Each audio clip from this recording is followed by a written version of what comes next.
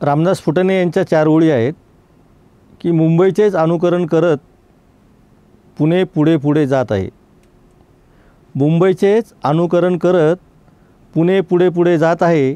जोशी भावे दारात उभे आणि रामा शेट्टी आत आहे.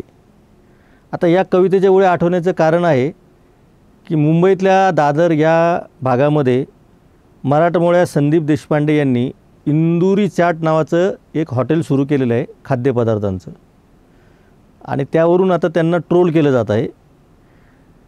एका बाजूने माझी आधीची कविता आणि आता संदीप देशपांडेंच्या हॉटेलचा काही संबंध आहे का, तर नक्कीच आहे. त्यामुळंच आपण हा विषय चर्चेला घेतला आहे.